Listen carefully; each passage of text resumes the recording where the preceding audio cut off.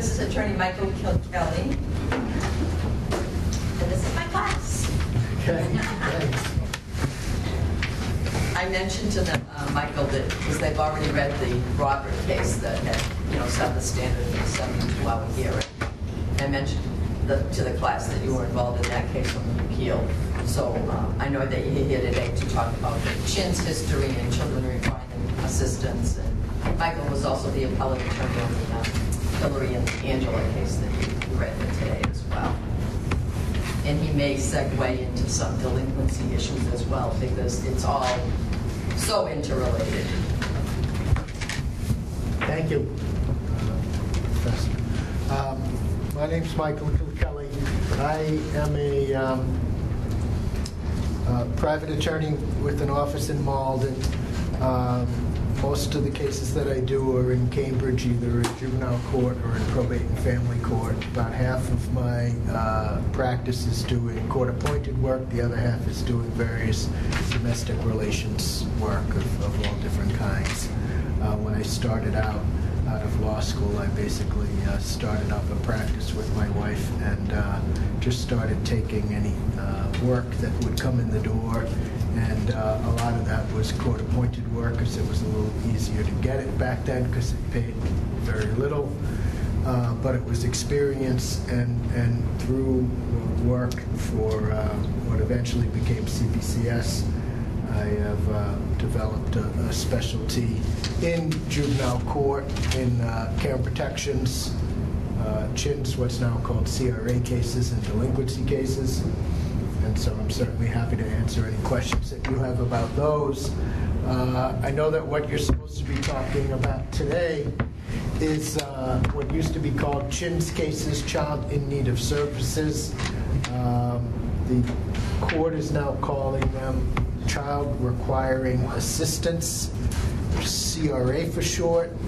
The legislature, when it passed the law last year, wanted to call it FACES, Families and Children Engaging in Services, although that name is not stuck, or because it isn't in the law anywhere. But the interesting thing about the legislation, if you take a look at it, is that it came in two parts. It changed some of the court procedures right away that went into effect in November.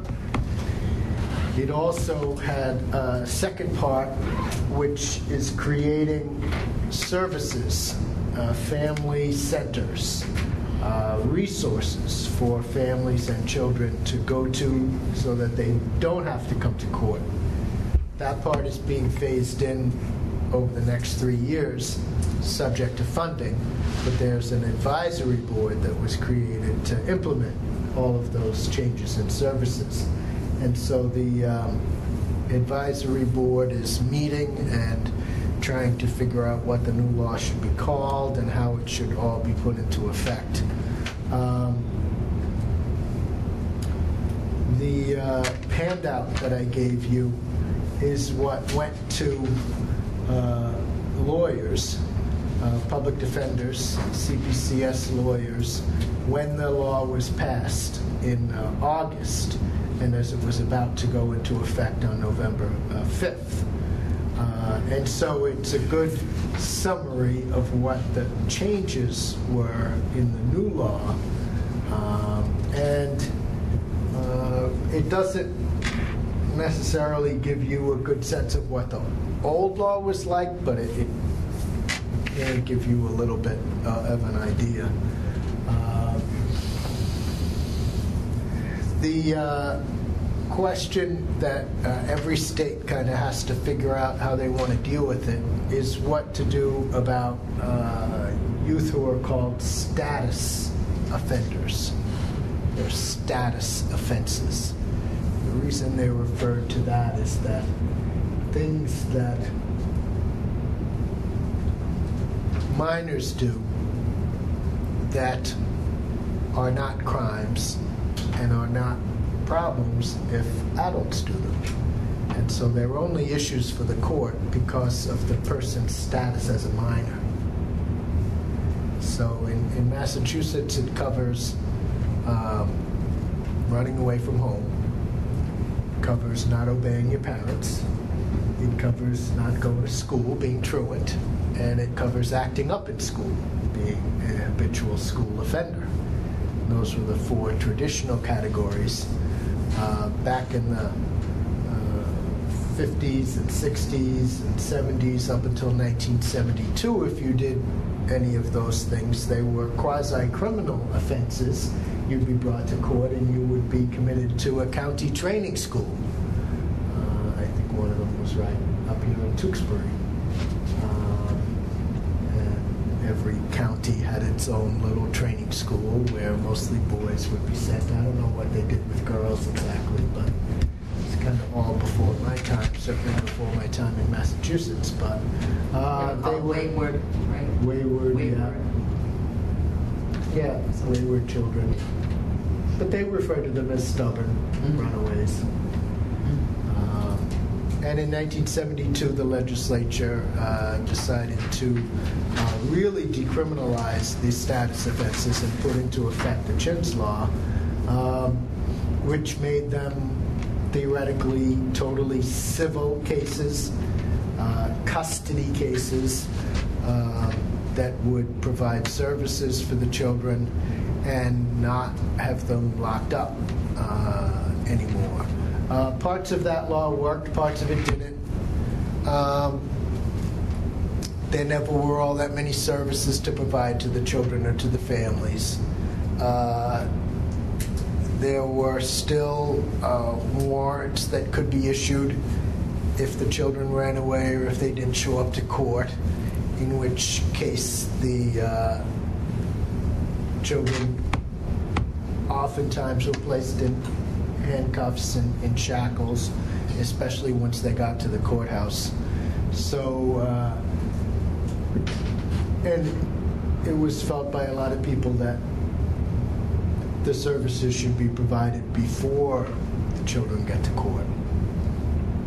And so there was a lengthy process in the legislature of developing a new law, a new statute, which ultimately led last year to the passage of the new FACES law, Child Requiring Assistance Law. And the theory of the new law is that the parents and the children are encouraged to engage in services before coming to court. The parents are meant to be advised right up front that one of the consequences of filing one of these cases is that they can lose custody of their child. I think there were reports that got back to the legislature that parents would come to the court asking for help and would be surprised when the help that they got was taking the child out of their custody, put into the custody of DSS, or what's now DCF, the Department of Children and Families, and they would lose part of the say over what happens with their child. And that wasn't exactly the help that they were looking for, wasn't exactly the help that they wanted. So part of the new law is kind of giving a warning to the parents that be careful about what you're doing and what you're asking for, because this is what might happen. The procedures that allowed children to be arrested were replaced and changed. Children can no longer be handcuffed, confined in shackles, or placed in the court lockup. They're not even supposed to be brought to the police station at all. And the court procedures otherwise were streamlined. The court timeframes were shortened for a lot of the steps that happen in court.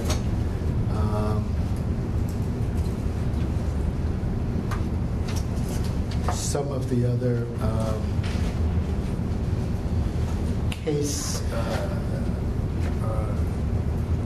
some of the other things that have been were provided by case law over the last 40 years were put into the statute, so that the statute now makes it clear that children should not be locked up when all that they do is status offenses. Parents are given the right to counsel. Children are given the right to counsel right away as soon as the petition is filed.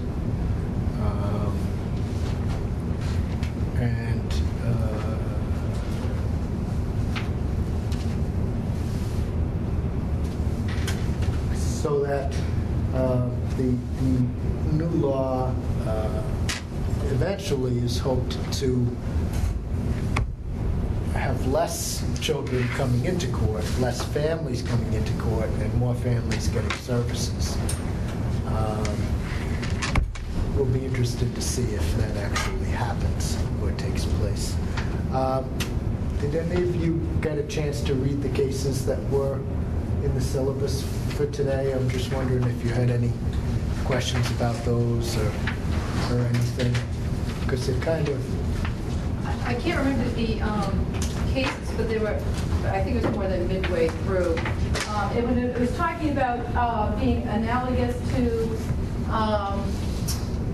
violating probation, and then the next case would say, no, it's not analogous to violating probation at all. Right. Vincent and Florence, Yeah. Is that Patricia? It might be. We're talking about those cases? Okay. Yeah. No, I think I think the court always had a very hard time figuring out how to deal with Chin's cases, what they were, how to deal with them, what to do about them, and kind of went back and forth a lot.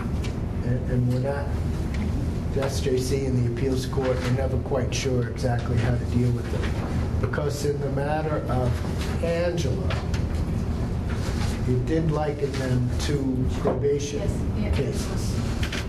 And talking about what should happen in the review hearings after a child has been determined to be a Chins, they were talking about how those review hearings should be held, and they likened them to probation surrender hearings, or to probation hearings, allowed the probation officer to prosecute them, allowed and analogized it to that when they're not really probation matters. They're not, and it really is not a good analogy, really. But it was the easiest way they could figure out to think about how we should deal with these particular hearings, and it was, I think, not a good analogy. It did help in some ways in that it made clear that the court had to do an evidentiary hearing and had a clearer standard as to what should happen. Because the problem with that kind of status offense case is that you have a child who's truant. The only thing the court can really do about it, if the child just won't go to school, is to take the child out of their home and put him in a foster home. Sometimes when you do that, the child starts going to school because they really don't want to be in the foster home. They really want to be back with their parent. So they do start going to school. And then the question for the court is, well, what do we do now? Child's finally going to school. Maybe we should leave them in the foster home, because then we know they'll get to school every day. But the child is only behaving that way because they see this carrot of being able to go back home. So the child in Angela was saying to the judge, you put me in DCF custody, you put me in a foster home, I've been going to school, so now I'm not a status offender anymore. I should go back home. And the judge was saying, well, no, I don't think so, not yet, or whatever. And that conflict is hard to make a decision about. And the judge, in that case, just did not follow a very structured process of making that decision. And the child and child's lawyer wanted the judge to know, this is what has been happening, this is what the evidence is, I'm all better now, I've been going to school, so shouldn't you let me go home now?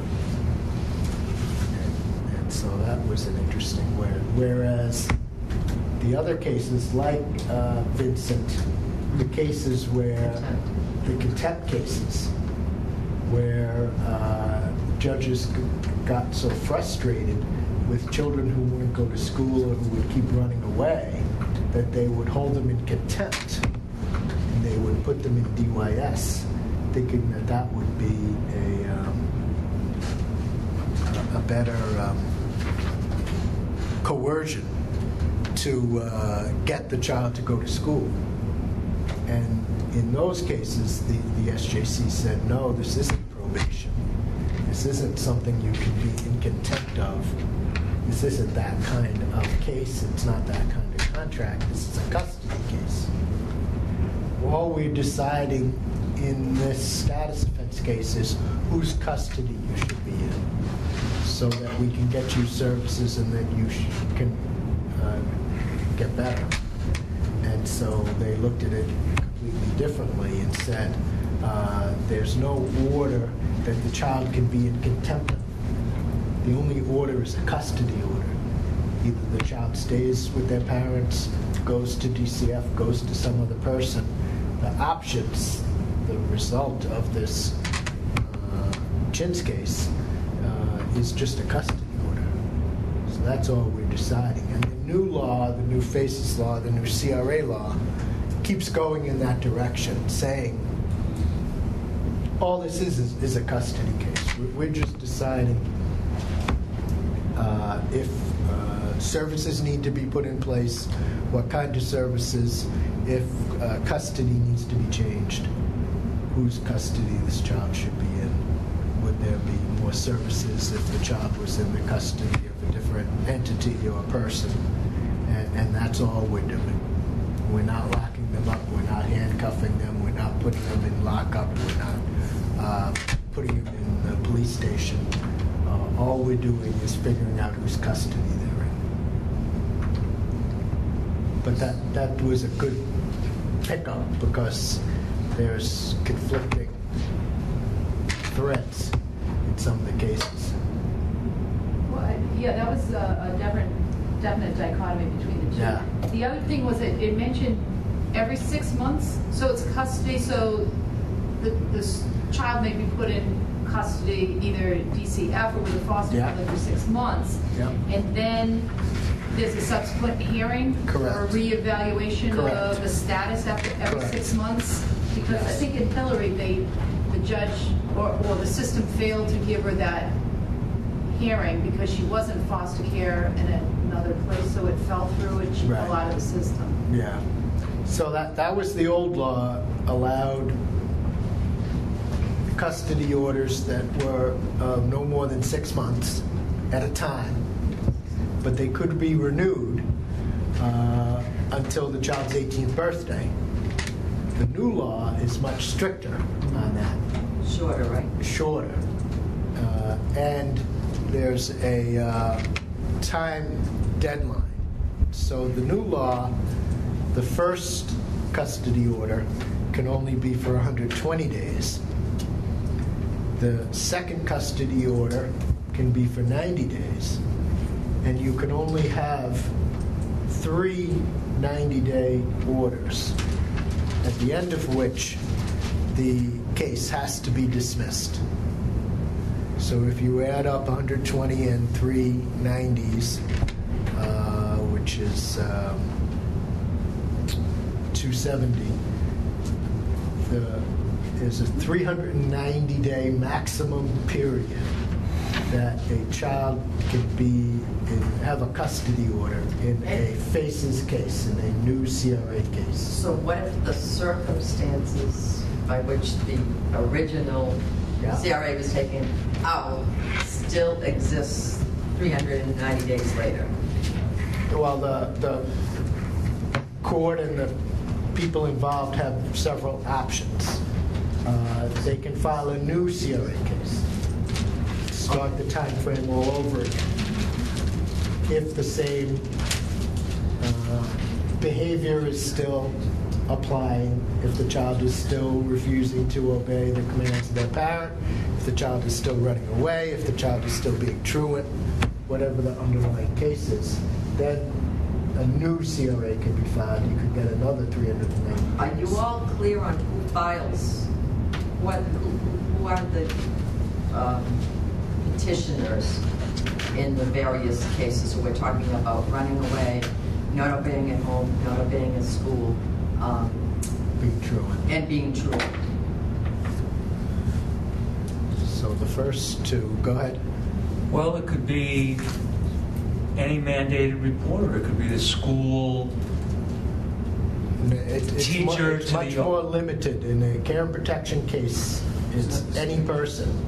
In a status offense case, it's much more limited. Officers can. Police officers are not able to file them anymore. The new law took police officers out of it. Yeah.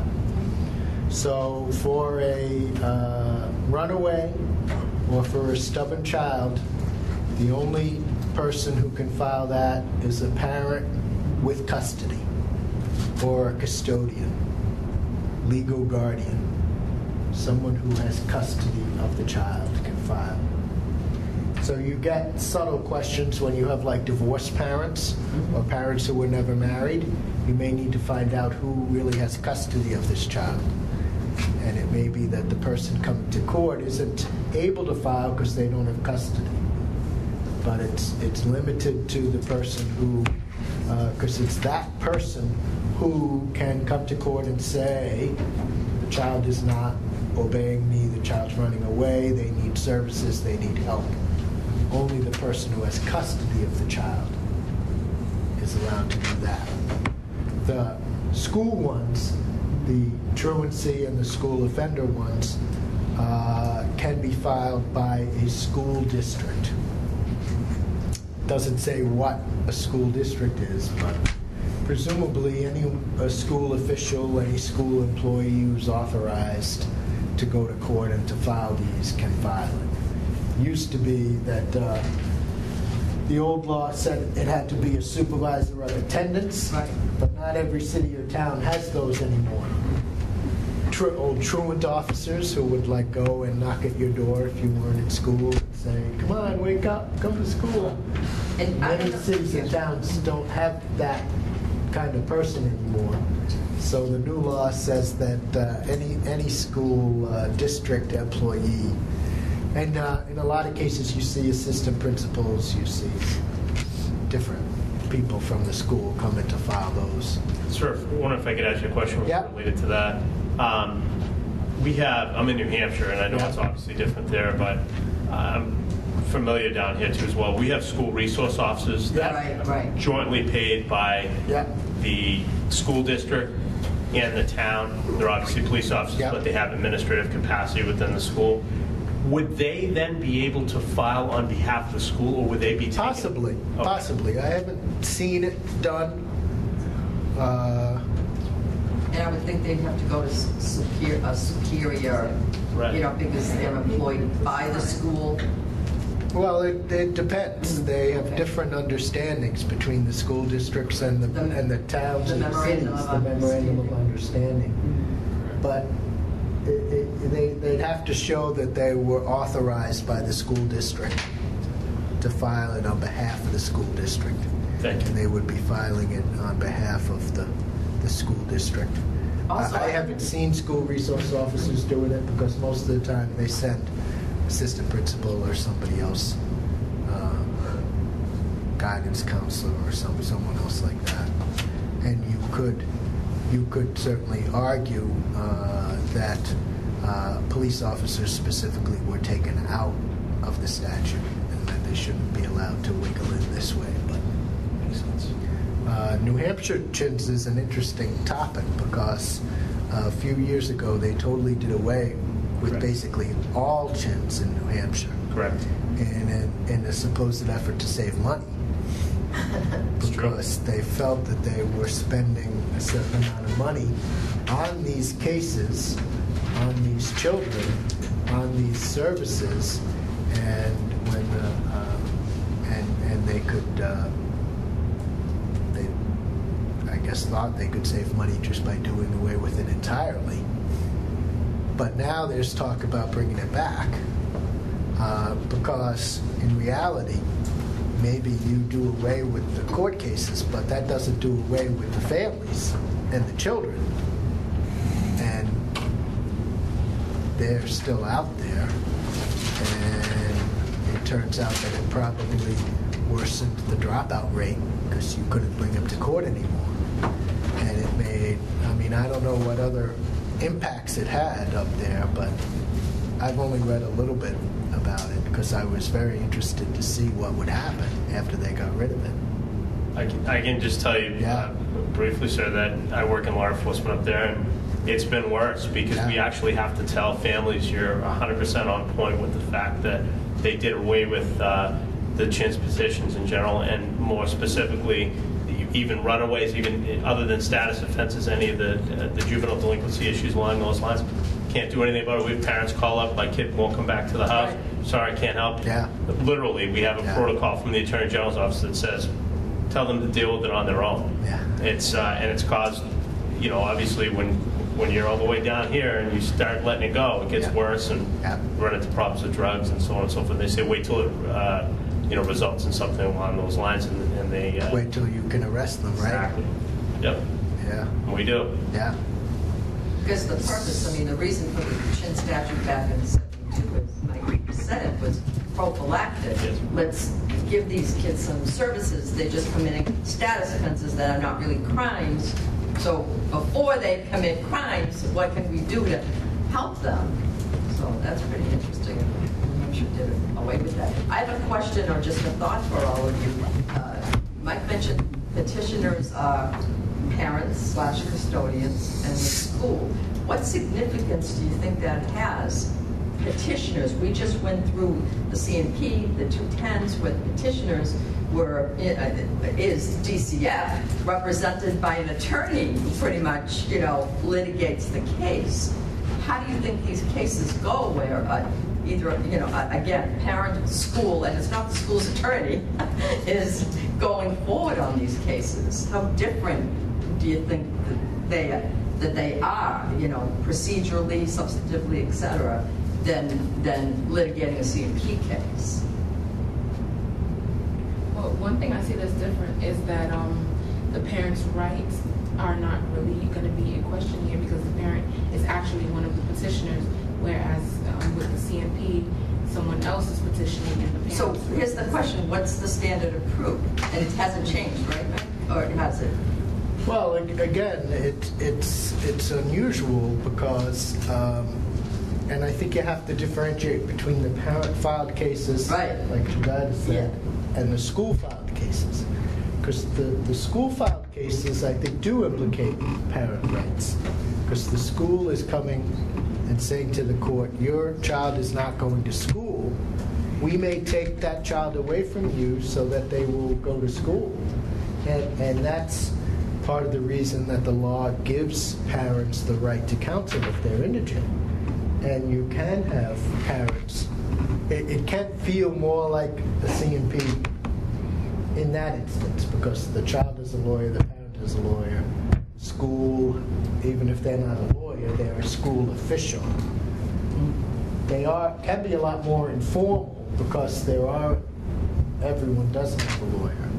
But the parent-filed cases can be a lot more informal. Parents, even when they file, can say, I'd like a lawyer too. And then the lawyer for the parent can prosecute the case. And that happens a little more often. And especially if the parent is coming to court and saying, I need help, the child's not safe at home anymore, I want the child to be placed. That can be done now under temporary custody provisions. The child can be placed temporarily with DCF, and the parent can get a lawyer, and you can do certain things that way. The standard of proof is beyond a reasonable doubt. But all that you have to prove beyond a reasonable doubt is whether they ran away, whether they didn't obey their parent, whether they were truant, which means they missed 8 school days in a quarter, or whether they acted up in school. Those questions, in the vast majority of cases, are not seriously contested. And it's not usually very hard to prove them beyond a reasonable doubt. I mean, you look at the school record, did they miss more than 8 school days in a quarter? Did they run away more than once? Did they have a lot of I mean, ordinarily, people don't come to court unless the problem has gotten bad. So that it usually isn't that hard to prove those things, even beyond a reasonable doubt.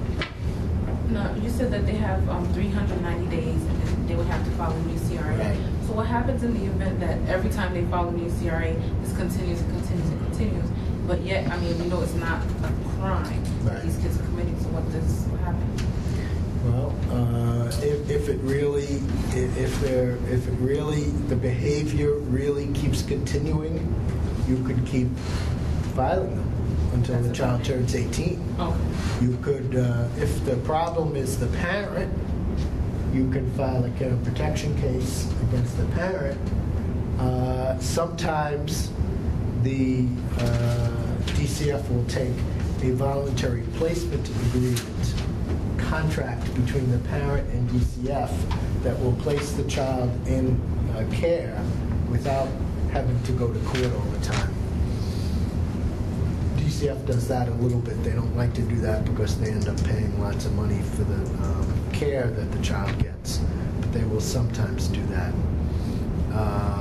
Sometimes it may end up that there needs to be a guardianship. Maybe the child won't go back to their parent, but can go to another relative or to someone else.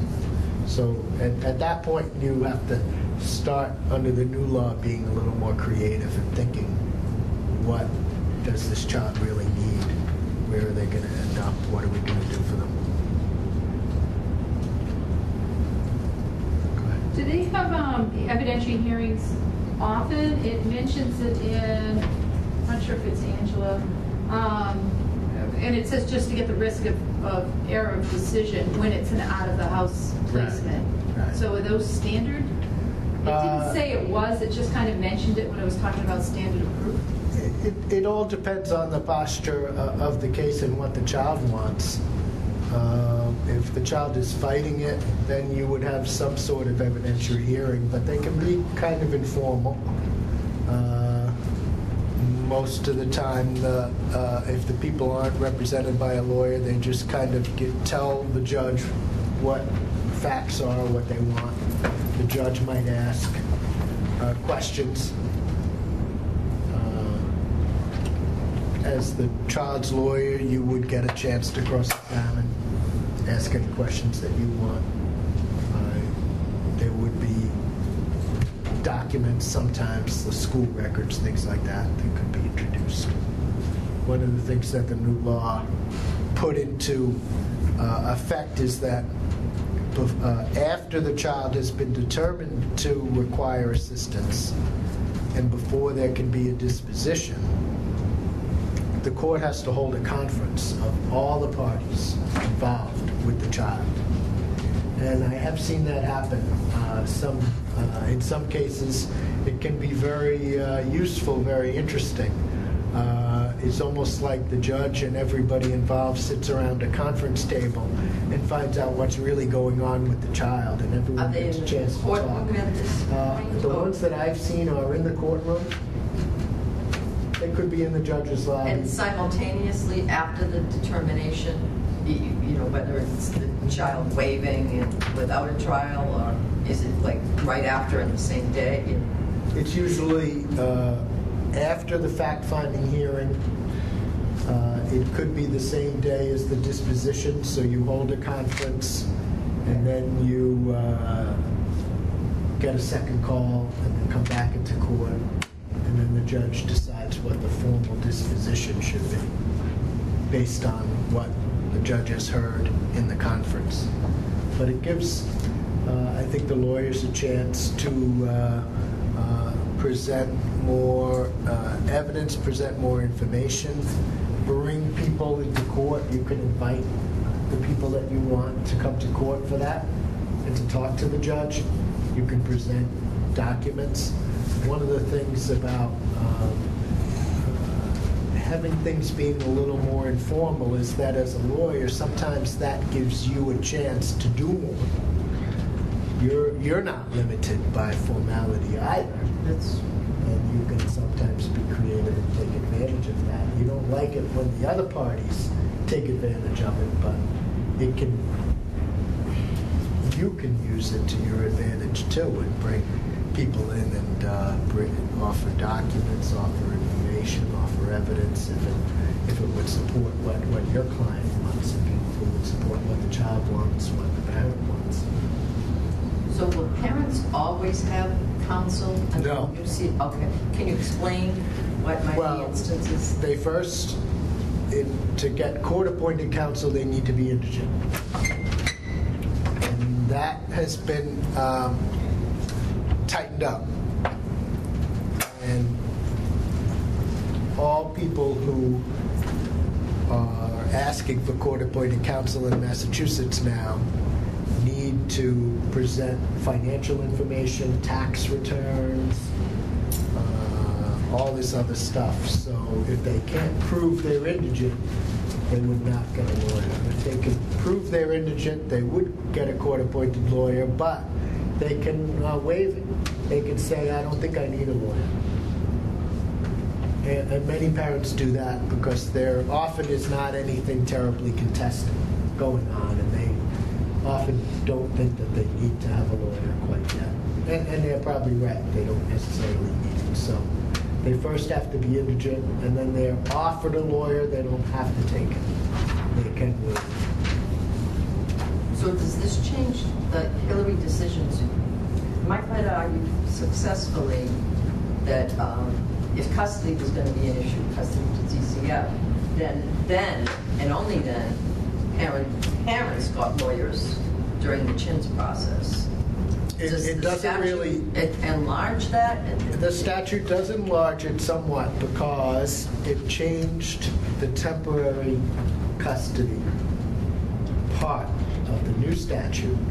The old statute had this very bizarre bail provision where before they were determined to be a CHINS, they could be held on bail at DSS. That has been done away with because it was really odd and weird and never worked. And so now the new law has a much more straightforward temporary custody provision that if the child has not been formally determined to be a child requiring assistance yet, they can go into the temporary custody of DCF until that determination is made. It can be for up to a total of 45 days. And but it's much more like a 72-hour hearing.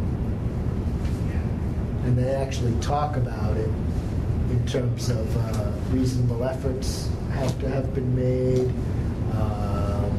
The judge has certain findings that has to be made. It's preponderance of the evidence standard, like in care protection or robber.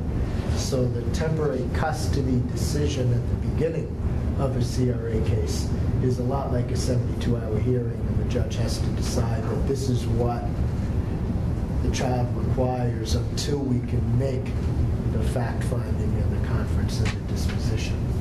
And you said they're held for 45 days? They can be held for up to 45 days. That's the maximum amount of time that a temporary custody order can be issued for. And sometimes that's done when a child has both a CRA case and a delinquency. And they're at risk of being locked up at DYS, Department of Youth Services, juvenile detention. And so as a lawyer for the child, if I don't think that they need to be locked up in detention, I may offer or ask the judge to instead place the child with DCF and let DCF find a more appropriate unlocked program for the child to go to that would perhaps offer more services and be more appropriate. And so you would use the temporary custody part of the CRA law to do that.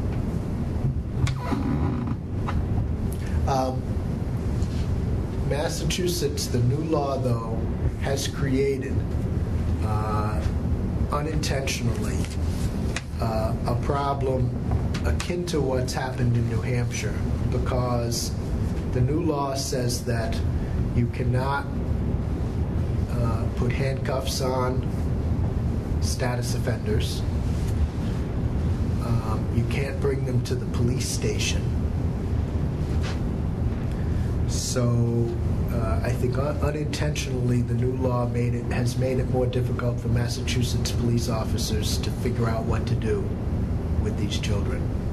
You still can go to court. You still can get the court involved. You still can get them into DCF custody. You still can provide a lot of services.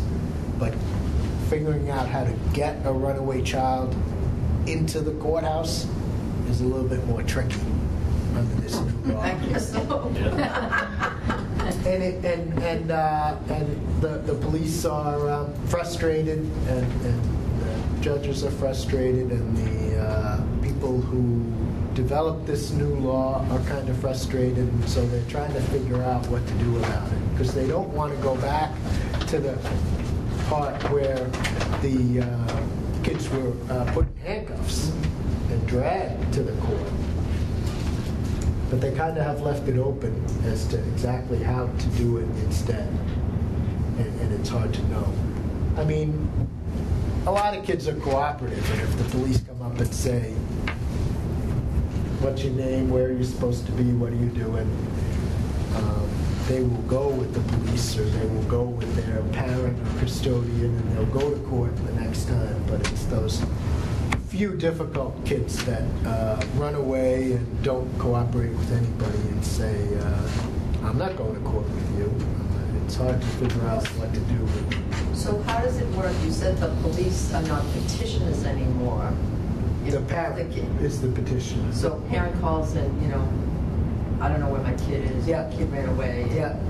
The police tells the parent to file a missing persons and to go to the courthouse and file a CRA case. Okay. So they can go to the courthouse, file a CRA case, say that their child has run away. Okay.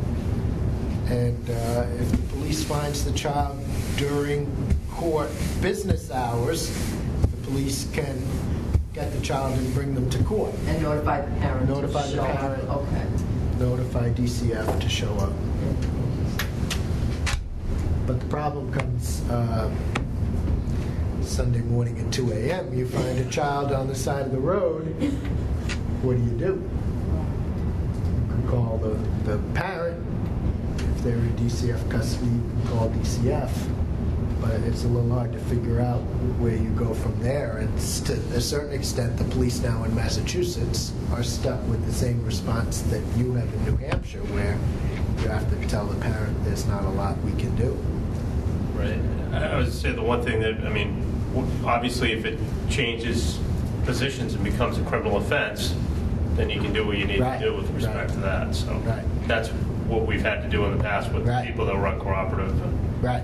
It's kind of a shame in a way, though, because now you have juvenile records and so on and so forth. And it kind of defeats the purpose, at least, of what Massachusetts was trying to do. We're trying to keep them out of the juvenile justice system. So it likely the new law will have to be tweaked in some fashion to figure out how to deal with that. It's a difficult thing to figure out exactly how it should be done. Michael, have you been getting any appointments for parents or for children since the new law? Yeah. Can you talk about, obviously without revealing? Well, in a lot of ways, the procedure is exactly the same as it was under the old law. A lot of the court process is the same and hasn't changed very much. What's new are some of the time frames, some of the stricter time frames that you have to deal with.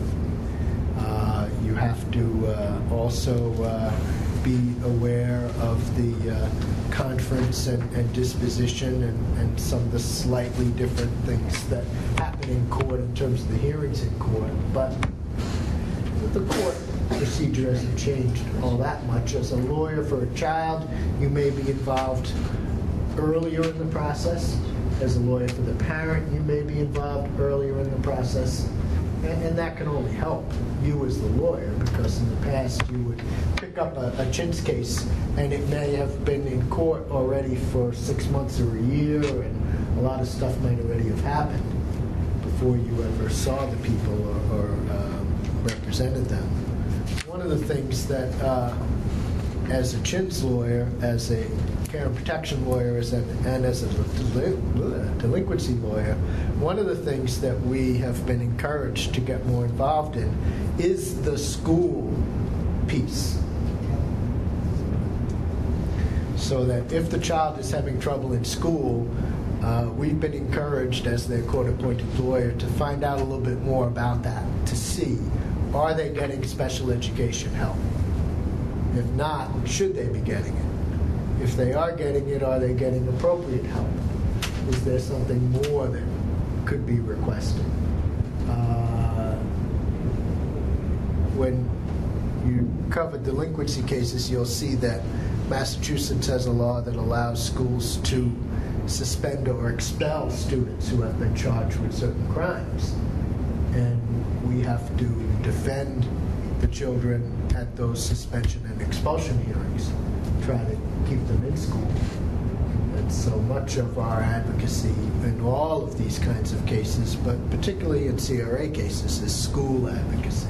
Because if they're truant, if they're acting up in school, we want to get into the school and find out why, what's going on, what can we do to improve the situation.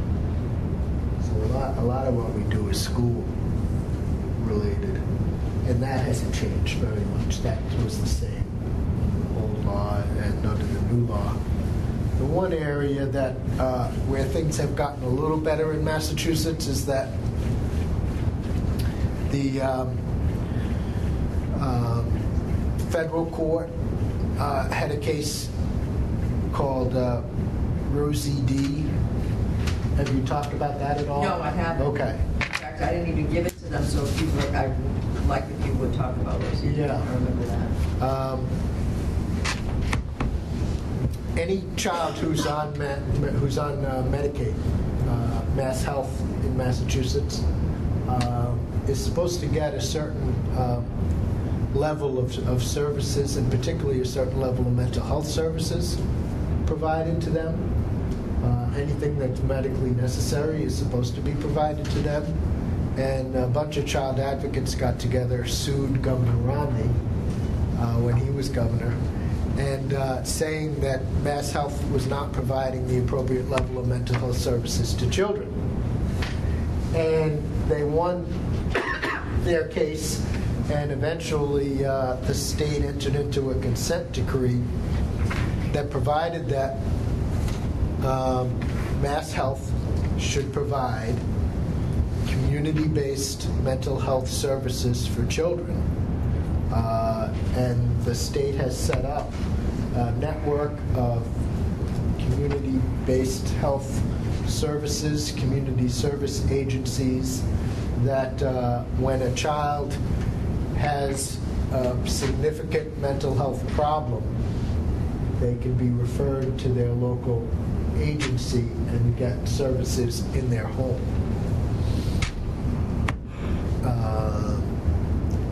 It can be crisis intervention. It could be family therapy, individual therapy, mentor, case coordination, and schools actually also can call these services and get them in, and the services will go to the school and help the children at school. What this means is that for children who have Mass Health, they are in a position now to get some more mental health services. And it's not the same for children who have private insurance, but at least many of the children we see in juvenile court have Mass Health for one reason or another. So it provides mental health services, and I think the intention of the new FACES law, the new CRA law, was to develop those kind of services for all children, to make them available for all children that are having problems. And so I think whatever system is ultimately worked on and worked up is going to try to develop those level of services for all children in Massachusetts, and maybe make private insurance come up with something similar, as well as Mass Health does. So that's a big piece of what happens, and what we have to look at when we see a child who's having a lot of difficulties. I have a question on that. In terms of the students you said they're leaving school or truant from school, so you go in and see what's going on. How often is it that they're not getting appropriate services versus a situation like being bullied? It's both of those are pretty common, and sometimes it's a combination of things. They might be being bullied, they might not be in the appropriate setting, they might not be getting the appropriate services, they might have mental health issues that make it difficult for them to go to school and stay in school.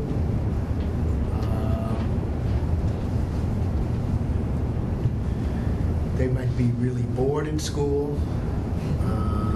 It's a combination of things usually. They might just be in a real, they might just be testing their parents, manipulating their parents.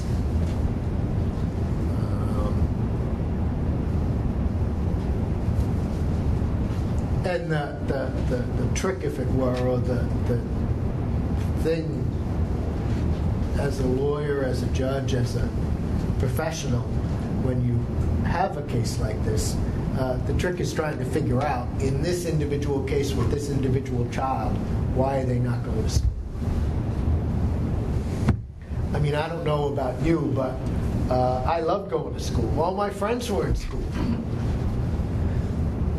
I got to play in school. You get to go play basketball or whatever, you gym class, recess, whatever it might be. I mean, most kids want to go to school. It's where all their friends are. I mean, who wants to stay at home and be harassed by your parents all day or whatever? So kids who are not going to school, something is not right. And so the challenge is to figure out what that is and if you can do something about it. Yeah, and sometimes that something might be more in the nature of what should be there should be a care and protection petition rather than Could a be. CRA, and you might have mandated reporters along the line that end up, calling DCF. Yeah, and sometimes the parent is not at all behind it, and they're pulling their hair out as much as the school. Right. And sometimes when the stubborn child petition gets filed by a parent, it may be because the child isn't going to school, and the school just hasn't gotten around to filing it yet. So it varies. Each family has their own individual situation, trying to figure it out. So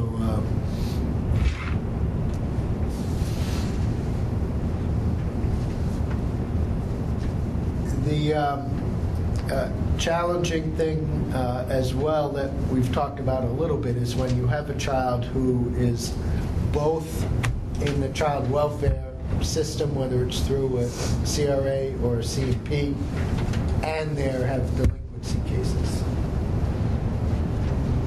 As a lawyer, as a judge, as a professional, as a system, those cases are challenging, they're difficult, because you have situations where you have to defend them as you would any other criminal case, but you also have to figure out where is the child going to get help. Can they be at home safely? Do they need to be living somewhere else for now? And as the lawyer for the child, you're supposed to be doing what the child wants. And And sometimes what the child wants may not be in their best interest in some sense. The child may want to go home, but that might not be the best thing for their delinquency case. And so you sometimes you just have to tell your child client that that this is what the situation is, this is what the judge is going to do, and you can object all you want and complain all you want, but if you want eventually to get better and get home and whatever, you got to put up with this for now. So otherwise you might just get locked up for a long time.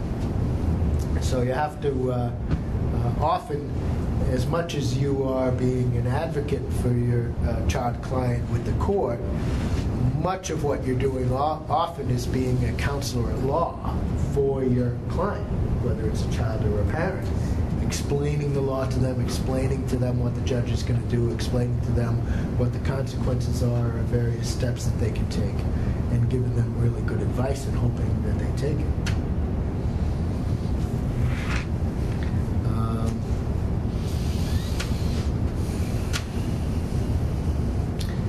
The other thing that has recently been added to the Chin CRA law is a fifth category of status offender, and this is a juvenile who has been involved in sexual trafficking.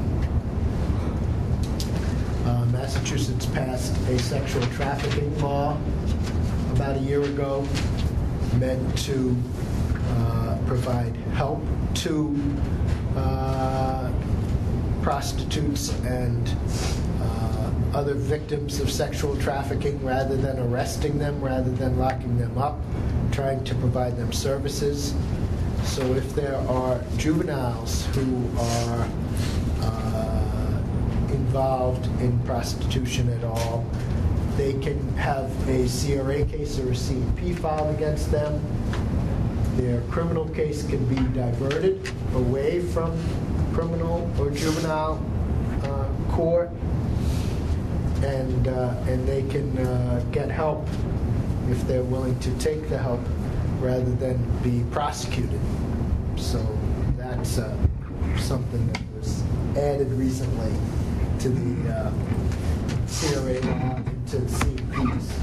Too. It can be done either with a C&P or with a CRA case.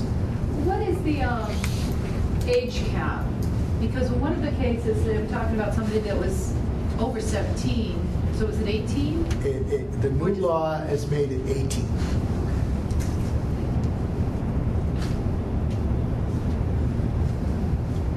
And you can file the case up until the child is 18, and they can remain in DCF custody until they're 18.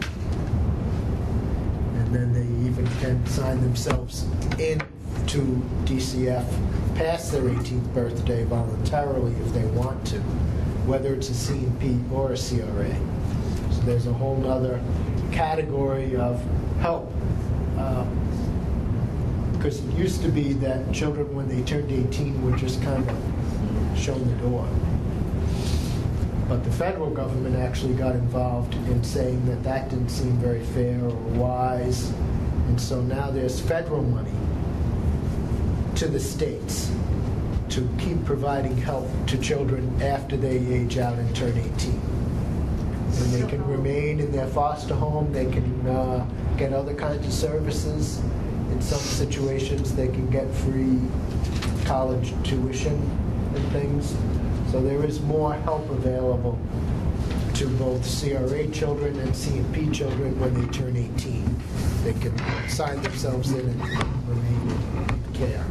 And that second facet, when does that end? When they either graduate from college or 22? When they graduate from college or 22, right? So since you're mentioning age, if you want to segue into the legislative reform in Massachusetts regarding delinquents. Yeah, one of the things that the legislature in Massachusetts has been talking about for a while, but it seems like it might finally happen, is to raise the age of delinquency from 17 to 18. Historically, for some reason that only the pages of history, the age of adulthood for criminal court in Massachusetts has always been 17. If you were arrested on your 17th birthday, you went to adult criminal court. The day before your 17th birthday, you went to juvenile court. And 38 states have the age cutoff of 18. Connecticut, I think, just went up last year or 2 years ago. In New Hampshire, is it 18? 17. 17.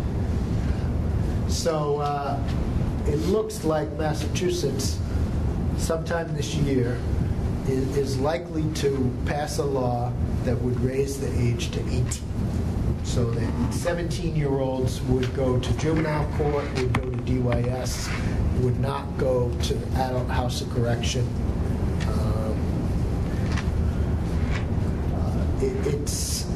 I think for a lot of reasons, it's thought to be better for the kids,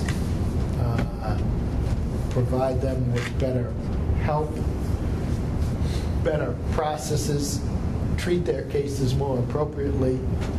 One of the main reasons, though, why it's being looked at, and why New Hampshire may look at it eventually, is that the federal Congress passed Prison Rape Elimination Act, PREA, and it's going into effect this year, that says that minors have to be held in any jail totally apart from adults. So 17-year-olds would need totally separate jail facilities from 18-year-olds and above. And that will apply to jails, houses of correction, state prisons, anywhere that 17-year-olds might be held.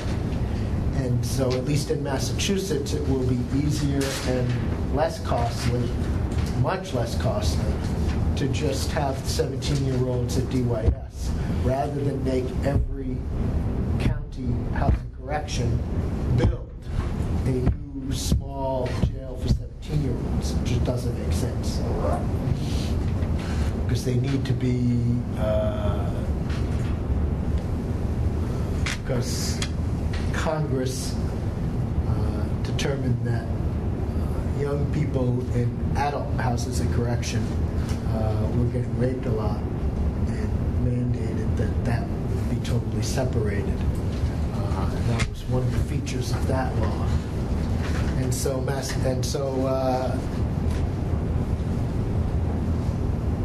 and it dovetails nicely with some of the Supreme Court cases that I'm sure you will I'd like cover. to think that that was the reason why. Well, partly. I mean, it makes a lot of sense. The Supreme Court of the United States has issued a lot of juvenile delinquency decisions in the last few years, holding that juveniles cannot be subject to capital punishment, that confessions of juveniles have to be treated differently, that juveniles cannot be sentenced to life without parole automatically, categorically. They have to get an individualized sentencing hearing. So you'll be reading all those cases and looking at all of those. But it fits in with the whole idea that 17-year-olds are more better suited to be treated in juvenile court rather than in adult criminal court. And so, I thought that I read, I want to say recently, maybe Very a week, recently. week or two Last ago, week, yep. about the court rule that juveniles cannot be held in solitary. Yep. And some of them are now being held in solitary for their own protection. Right, I think it was, but it was specified for discipline Yeah. or Yeah. for getting write-ups. Yeah. Yeah. No, it's very, imagine how difficult it is for an adult, but imagine a juvenile in solitary confinement or whatever, and what effect that has on them. So it's very bad. So that certainly is part of what is driving some of these changes. Overall, Massachusetts and many other states are looking at alternatives to holding juveniles in detention at all, and trying to reduce the number of juveniles that are being held in lockup, and trying to provide alternatives to that. And then there's been a lot of success in Massachusetts for that. Just a couple other things that are coming up in juvenile court, in juvenile law. The criminal record, Corey laws in Massachusetts were changed. The changes went into effect last year. They make it a little bit easier for juveniles to seal their record, make it a little bit harder for employers to get juvenile record information, but it still is a very convoluted patchwork of laws and policies and procedures, so that if you have to give somebody advice about their records and which employers can get their records and which can't, it's complicated. It's very complicated in Massachusetts, but the procedure to seal your record is made easier, and so I think I'll be advising a lot of my clients to do that more often. And when It's very can they complicated seal before. at what point? It depends. Under certain situations, they can ask for it right away. For certain kinds of cases, juveniles have to wait 3 years before they can get their record sealed. Sealing does not work if you're going to apply for the Army or the Armed Services. And it doesn't work in a few other situations either, but it does work in a lot of cases. So,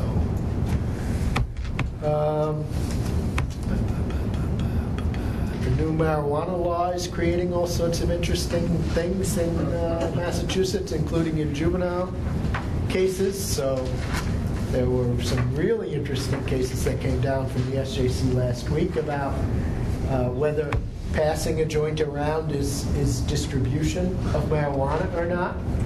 And the SJC brilliantly decided that it was not distribution. Although even if you just have one plant in your closet that's less than an ounce of marijuana, you can still be charged with cultivation. So you get a lot of marijuana cases with juveniles, as you can imagine, so you have to kind of piece those together.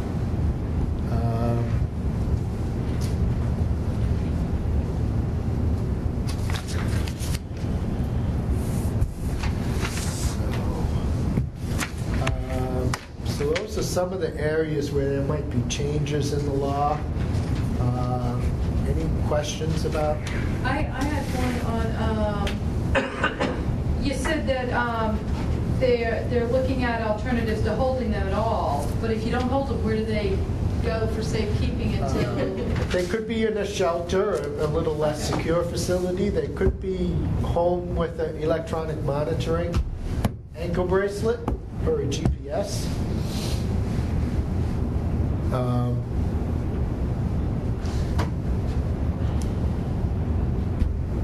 Maybe they don't need to be held at all. I mean, if their offenses are pretty minor and they likely will go show up in court on the next court date, then maybe they don't need anything. It really depends on the circumstances of the case. And some judges are just too happy to just lock every kid up who gets into trouble and have to think about it a little more, maybe. But having a range of different possibilities is a lot better. Massachusetts kind of got into the situation where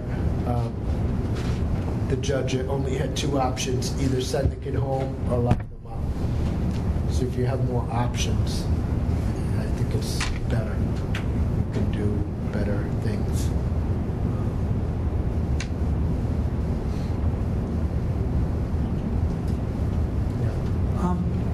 If a student was going to be expelled from their school, who makes a recommendation about, does the student stop going to school for a period of time? Or They sometimes do, yeah. They sometimes can't go to school. It's up to the school district whether to offer alternatives to the child. The school district does not have to offer any kind of alternative, but some school districts will offer tutoring or some other alternative. It depends a lot on whether the child is a special education student also, because under federal law, a special education student has a right to an education. And so in most situations involving special education students, the school district has to offer some alternative schooling.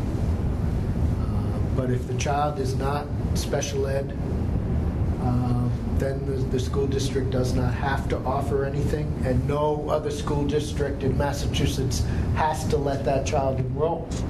So if the child moves and the new school district finds out, oh, you've been expelled here, we don't have to take you. And it's, there's some small measures being taken to try to improve that. The legislature passed a dropout prevention law last year, which is going into effect July 1st, 2014. And part of that law is to encourage school districts to have more alternatives. And so it's unclear exactly what is going to be done, but we're hoping that school districts will be encouraged to offer more alternatives and develop more alternatives, develop more truancy prevention programs, develop more options and alternatives for kids so that kids are not just expelled with nothing. Because there's an SJC case that said that a child who brings even a little weapon into school, they can be expelled, and they have no right to an education, no right to an alternative. They can be expelled. In cases you referred to. They can just be kept at home. It sounds like they're hitting the child with the same stick twice. Yes. If he's expelled from one and he moves and he can't go to the other one. Yeah. Yeah. That's why the school I know the standard- pipeline works. Yeah. I know the standard for adult jeopardy is different, but even so, It's very harsh. basic fairness. It's very harsh, yeah. And it's odd because the Supreme Judicial Court, even as liberal as Massachusetts sometimes can be, they were very conservative in this particular area and basically felt that if the principal decided the student should be gone, then we're not going to interfere with what the principal says. And we're not going to make anyone else take that child. It's very harsh. And they had a very sympathetic student whose offense was pretty minor. And the SJC still said, no, you can kick her out. And she had to stay out of school for a whole year. And they let her back in when the year was up. I remember having a case like that where one of my kids had a truancy issue. And every school that we went to try to get him into a school, they were like, no. And we're like, why? And the principals will say, well, I'm sorry, but I just don't want that kind of child in my school. So there was this thing with these principals that they want to keep certain types of kids out of their schools because there was this rating in New York, like they would rate the high schools and the junior high schools, you know, according to Blue Ribbon School and this and that of excellence. And so every single time, and it took us at least like 15 tries. The 16th school was like, okay, we'll take him in. And we're like, are you serious? And it took me at least like 5 months to get him into a school. Everyone was saying no. I was like, are you serious? I mean, I thought that was just so good. Because then they read the reports, they read what happened at the other schools, and they kind of say, oh, no, not at my school, you can't come here. Yeah. Yep. Any other questions? Just related to that topic, Yep. do you, and I know obviously you said you do some advocacy work within the school system, kind of a situation where the student gets suspended and they have a hearing on that. Do you represent the children in those cases? Yes. And sometimes, have you ever had success? Sometimes. Really? Sometimes. It depends. It's always a political decision, often. So if you have an involved parent who maybe knows someone on the school committee or something, that can help. Sure. If you have a situation where the offense is pretty minor and you might be able to offer some kind of settlement, it might help. In Massachusetts, if the principal expels the student, you get to appeal it to the superintendent. Sometimes the superintendent is more politically attuned. Sometimes you just get an alternative. Like they'll say, okay, we'll give them tutoring for a month and see how that goes, and then maybe when things quiet down, we'll let them back into school. But sometimes, despite your best efforts, you don't get anywhere. And then you have to go back and do the criminal juvenile delinquency case and figure that out. And then the thing is, you can, a year later, they can be found not guilty in the juvenile case that you've prepared for trial and done it all up, but they've lost all that school time because there's no finding of guilt before they're kicked out, And just they the charges. got no offenses. Well, all different things. What's the process of getting a child's record expunged or sealed? There's no expungement in Massachusetts. There is sealing, and there's a form that you have to fill out and file it with the court and see the judge, and the judge makes the decision whether to seal it or not. Is there a time restriction? Again, some cases you can ask to be sealed right away, depending on how the case was resolved. Some cases you have to wait for 3 years. Thank you. As a juvenile case. The adult timeframes are a little different. But it's part of the new Corey law that seems to be working pretty well, and a lot of people are doing it. So.